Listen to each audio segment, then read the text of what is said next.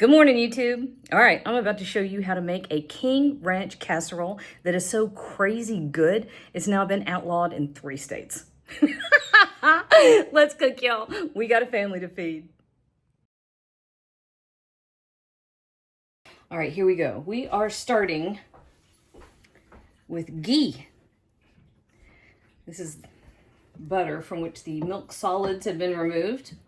We have the Bougie Warehouse Club up in Knoxville. When we go about once a month, well, we get ghee up there. You can use just regular old butter if you want to. Now, we're doing this King Ranch casserole. We're kind of going a little over the top with this one. And I want to talk to y'all about how to make this particular casserole rather spectacular and why. All right, so we're putting a tablespoon or 2 of ghee, and we've got it over medium low-ish heat. And then I've got 1 yellow onion, and I've got 2 bell peppers. One was orange, one was red, and those are just going in the skillet. We're gonna saute these until they're nice and fragrant. And I have a cat who seems to think it's dinner time, and it's not, I promise. But if you hear her yelling at me, I promise I'm not abusing the cat, no matter what she says. So this particular casserole, of course, is one of those creamy, cheesy, yummy, right? And typically it's made with the onion and pepper and about, focus, garlic. That was probably 4 cloves of garlic, maybe 5. And I minced it with some salt, probably 2 teaspoons of salt and a little bit of olive oil, just to make it easier to mince. If you're mincing garlic and you sprinkle it just with some kosher salt, it adds just enough friction so that it doesn't stick to the knife quite as badly. It still sticks, but not as badly. Anyway, the elements of this particular casserole are the onions, the peppers, and the garlic, and then of course, cream of mushroom, cream of chicken, and then I add a bit of sour cream. It's about 1/4 cup, a little bit of cream cheese, it's 1/2 block, and rotel.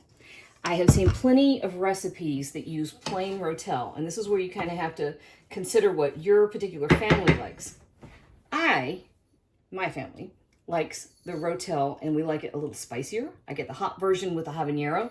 Your family may need to take it down a notch, so it depends on how sensitive your particular eaters are. I will say it works here because you do tend to get creamy overload. It's almost a little too creamy if you don't have something to balance against it with the acid, right? So it works here, and I'll show you some other spices here in a minute, because the kick of habanero in the rotel works beautifully against the cream cheese and the sour cream and the cream of mushroom and the cream of chicken. So it balances and it's beautiful. And this is taking forever. So instead of making you listen to me prattle on about rotel and creaminess issues, we're going to saute this, and I'll meet you back here. Okay, we went long enough so that we are nice and fragrant over here. And to this, we are going to add our glop. I said that because Bladen's here. I knew it would crack him up. Okay, this really only has to heat through. There's nothing you're really cooking. But we do want to melt that cream cheese. That does take a minute. So while that's coming up in temperature, I'm going to set that aside. One thing you can do to help it, I let that cream cheese sit out. You just kind of have to squish it. That's just all there is to it. As it warms, it will become more pliable. Cream cheese does not really like to melt well, so that's kind of your only option there. Ugh. Okay, but, so I was talking about the cream, and you can almost go overboard. On some of these casseroles, you can almost go overboard with the creaminess, and you really have to have something to kind of play against it so that you're not doing a one-note show here. And so here's what we're going to do. And again, you have to think about how your family can tolerate heat. My family loves the heat, especially Ricky. Ricky can, oh man, almost more than the rest of us can handle on his own, but we like it. And I like to find a nice balance.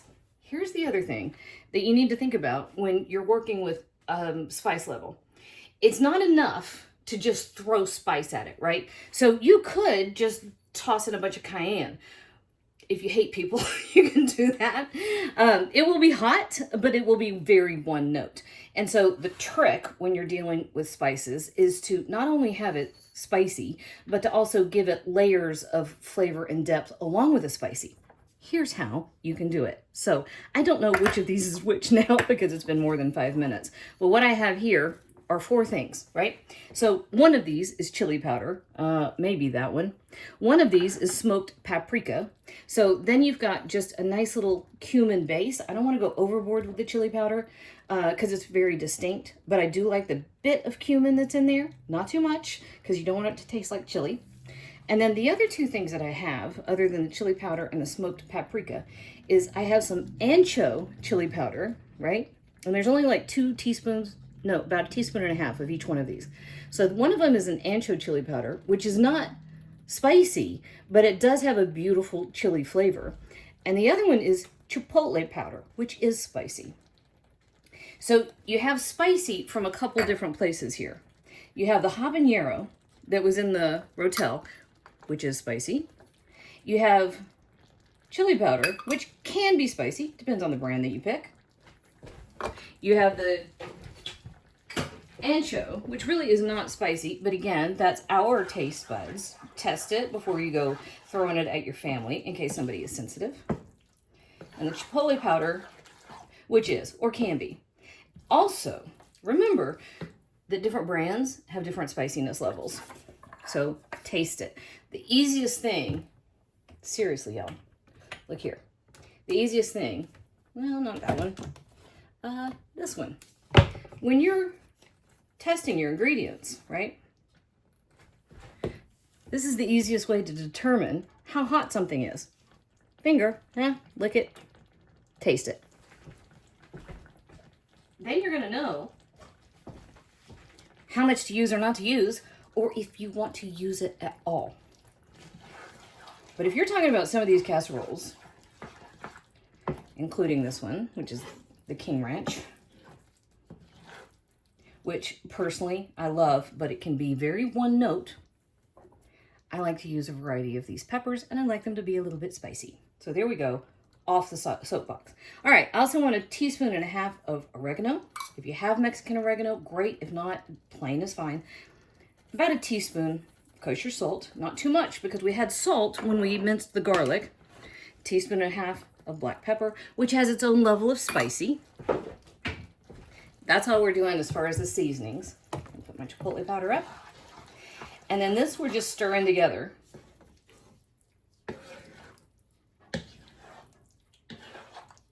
And I'm just checking to make sure that our cream cheese melted. Looks like it did. All right, so we just want to stir it to make a nice homogeneous mixture. Then we have our corn tortillas. If you have access to some really delicious corn tortillas, this is where you want to use them. This casserole sings with good tortillas. I don't really have good tortillas. I just don't. I have plain old grocery store cheap tortillas. But this is where you want to use them if you have the good ones. And you can use a casserole dish, 9 by 13. Whoop! I have a giant, don't laugh at me, I have a giant 12-inch cast iron skillet. And no, it's not hot. All right, so I'm going to swap spots on my stovetop. Kinsley's darting around in the background. She's trying not to get caught. I'll be back. Okay. And we're just giving it a quick, there we go. You really are only keeping some of the worst of your situationship from sticking to your skillet. Okay. This is about half and half. It's half chicken thigh and half chicken breast. It's actually from 2 different meals. And I'm throwing it right in here with all that saucy stuff. Oh, I did it where you can't see. Sorry about that. And that's just gonna get stirred in. I had leftovers. Good way to use it up.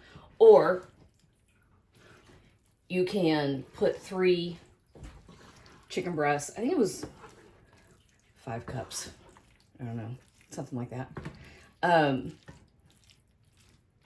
You can put them in a little bit of water and let them simmer until they're cooked through. Oh, you know what I forgot? Hang on a minute. I forgot my chicken broth. I knew there was something I wasn't thinking of. Okay, so this is super thick. We're just gonna loosen it up with about a cup of chicken broth. What I normally like to do, I normally don't use leftover chicken. I normally put 3 large chicken breasts in just enough water to cover it in a relatively small saucepan. And then I pull it out, I chop up the chicken, and then I've got chicken broth that I use later at that stage. And I'll add that to the saucy stuff because I've got it, right? Because I just cooked the chicken in it. All right, so now it is time. We can assemble the goods. Okay, I like to start. Oh, listen there. I had to look and make sure I had turned off my stove. I did. It just was hot. That's the beauty of cast iron, though.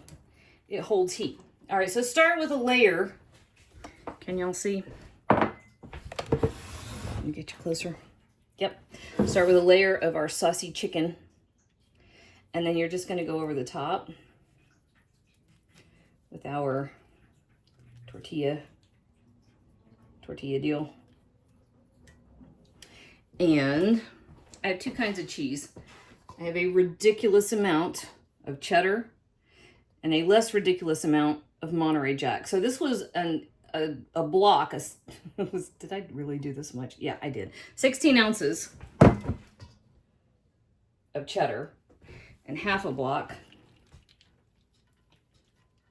of Monterey Jack. So if you're doing this and you really are trying to go after epic, increase the cheese. Seriously, y'all.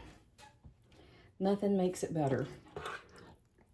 Plus, it is kind of the perfect blend against that spicy. Having that extra cheese. The dairy, it's kind of the same principle when you're eating something spicy. Drinking milk, having the cheese. I mean, not a whole lot goes better with Tex-Mex, Mexican food, right? Yep. That's the truth. All right. I'm going to finish this. I'm not going to make you watch me do all these layers. There's actually just one more layer, so hold on. Okay, so everybody's in here except the last little bit of cheese. And I'll tell you from experience, you probably want to put a baking sheet underneath this. You may have some spillover. Not the end of the world, but you will end up cleaning your oven if you're not prepared. Now, got my oven on 375 degrees. Look at that. That, my dears, is a thing of beauty. Okay, so got it at 375, and you think we're ready to go. And we are, sort of.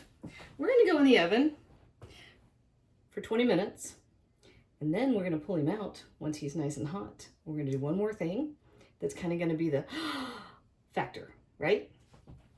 20 minutes at 375, and I'll show you how to gild this lily. Okay. I understand that what I'm about to show you quite possibly is considered a little bit heretical. I'm going to do it anyway.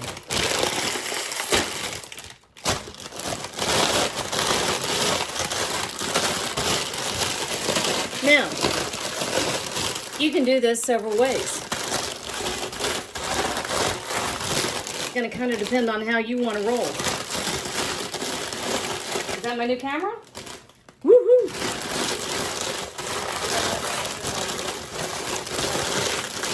Okay, so let's discuss. You have a lot of strong flavors in this casserole. You also have quite a few of them that are muted with all that creamy goodness that's in those sauces. So you could kind of tamp it down a little bit if you want to go with something classic like basic Fritos. You could also go a little punk rock if you want to go Cool Ranch. You can kind of do a little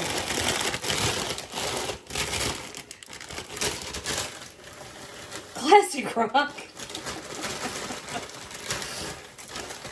Maybe Fleetwood Mac style. If you want to use French fried onions. I don't know what this would be. Maybe ZZ Top.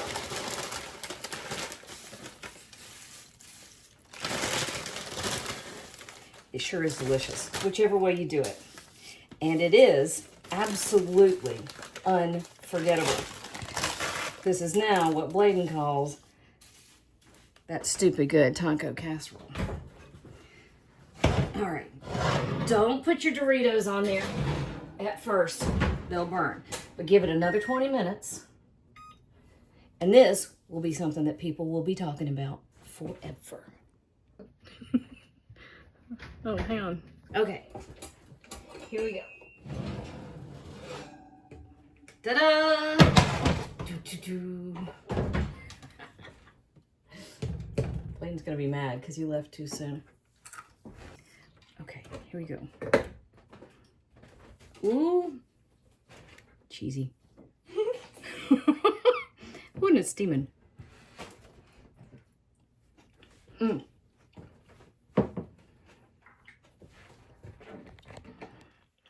You'll name grandbabies after me for that.